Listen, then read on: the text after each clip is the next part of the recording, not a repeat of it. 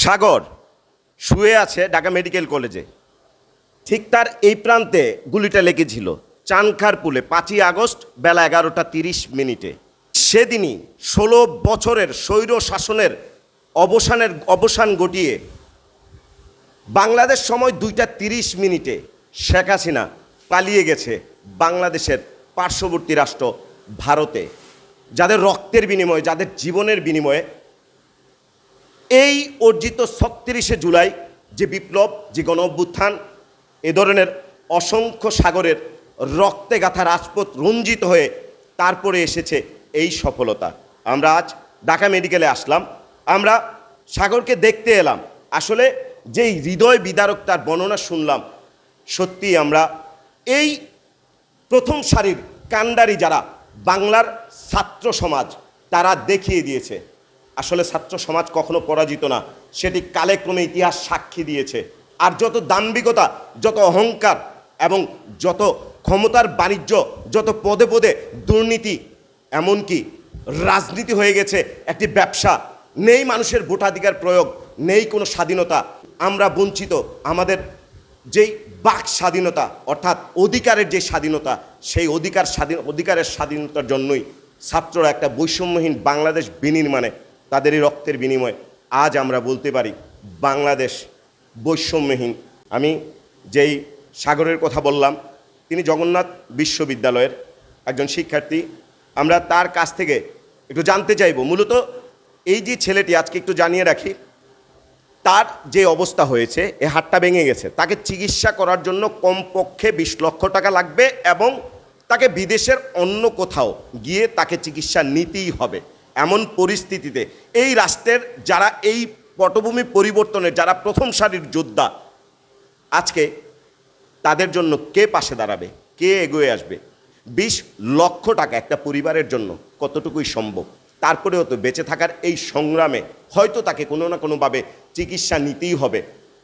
কিন্তু চিকিৎসা শেষে এই যেই বাংলাদেশ বৈষম্যহীন বাংলাদেশ, এই ছাত্রদের রক্তের বিনিময়ে আমরা আকাঙ্ক্ষার জন্য পরিবর্তন এনেছি, সেই পরিবর্তনে যদি বৈষম্য দূর না হয়, তাহলে এর সার্থকতাই বা কতটুকু থাকবে? আমি এই যে সাগর রয়েছে, আমি এখন তার কাছ থেকে জানবো মূলত এই তারা কী ধরনের একটি বৈষম্যহীন বাংলাদেশ প্রত্যাশা করছে। তো মূলত আসলে এই আমার মতো শত শত যারা আসলে রাস্তায় নেমে এসেছিল বাংলার বৈষম্যহীন বাংলা বিনির্মাণে স্বাধীন করার জন্য, কিংবা যারা নিহত হয়েছে, শহীদ হয়েছে, সবার প্রতি প্রথমে শ্রদ্ধা জানাচ্ছি। আসলে আমরা ছোটোবেলা থেকেই আমরা একটা বৈষম্যপূর্ণ রাষ্ট্রের মধ্যে বেড়ে উঠেছি, যার কারণে প্রতিটা পদে পদেই আমাদের স্বাধীনতার যে একটা স্পৃহা, সেটা সবসময় কাজ করে যেত। যার ফলশ্রুতিতে আসলে গত 5ই আগস্ট আমরা সেই স্বৈরাচার শেখ হাসিনাকে পতনের মধ্য দিয়ে সেই কাঙ্ক্ষিত স্বাধীনতাটা অর্জন করেছি। আসলে আমাদের কাঙ্ক্ষিত স্বাধীনতা অর্জন করার মানে ছিল একটা বৈষম্যহীন বাংলাদেশ বিনির্মাণ, যেখানে আসলে আমরা সবাই বৈষম্যহীনভাবেই চলাফেরা করতে পারবো, কথা বলতে পারবো, স্বাধীনভাবে বসবাস করতে পারবো।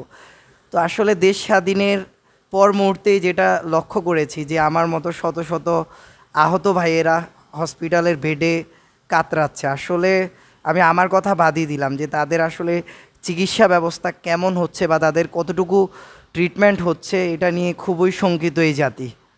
অনেকেই আসলে এই ট্রিটমেন্ট গভর্নমেন্ট মেডিকেল, যদিও আমাদের অন্তর্বর্তীকালীন সরকার অনেকটাই সুযোগ সুবিধা দিচ্ছে বা চিকিৎসা ব্যবস্থাটাকে ফ্রি করে দিয়েছে, তবুও তাদের একটুকুও মাথায় রাখা প্রয়োজন যে আমার মতো আরও অনেক ভাইয়েরা আছে যাদের খুব গুরুতর আহত। যেমন আমার হাতের লিগামেন্টগুলো বাজেভাবে ছিঁড়ে যাওয়ার কারণে আমার হাতের হাড়গুলা যদিও জোড়া লাগে, কিন্তু আমি পরবর্তীতে এই হাত দিয়ে আর কোনো কাজ করতে পারবো না, এটা মোটামুটি কনফার্ম। আর লিগামেন্টের ট্রিটমেন্টগুলো বাংলাদেশে নেই বললেই চলে, ডক্টররাও রেফার করছে যে আসলে বাইরে থেকে ট্রিটমেন্ট নিতে হবে। তো সেক্ষেত্রে আসলে কতটুকু দেখছে রাষ্ট্রটা, এরকম আরও হাজার হাজার ভাইয়েরা আছে যারা আইসিইউতে, অনেকে আছে খুব বাজে অবস্থায়, তাদের হয়তো বা আরেকটু উন্নত ট্রিটমেন্ট হলে বা বিদেশে ভালো ট্রিটমেন্ট হলে তারা সুস্থ হয়ে যেতে পারে। তো তাদের জন্য আসলে এই গভর্নমেন্ট কতটুকু করছে এটা দেখার বিষয়। তো আসলে আমরা যে বৈষম্যহীন বাংলাদেশের কথা বলছি, সেটা প্রথম থেকেই হওয়া উচিত, এই চিকিৎসা ব্যবস্থার মাধ্যমে হওয়া উচিত।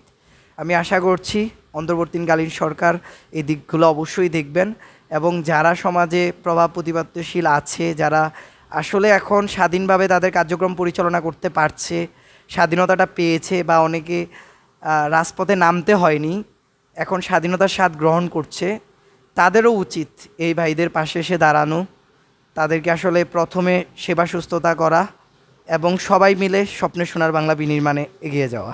বৈষম্যহীন যে বাংলাদেশটির কথা বলল, সেই বাংলাদেশে দাঁড়িয়ে আমি বলছি, এই বাঙালি চায় মূলত যিনি রাষ্ট্র ক্ষমতায় থাকবেন, রাষ্ট্রের সর্বময় ক্ষমতার অধিকারী যিনি হবেন, তাকে যেন আমরা দুহাত ভরে উজাড় করে ভালোবাসা দিয়ে বিদায় জানাতে পারি। তিনি যেন থাকেন আমাদের মাঝে আজীবন ভরে স্মরণীয় হয়ে। ধন্যবাদ সবাইকে। আল্লাহ হাফেজ।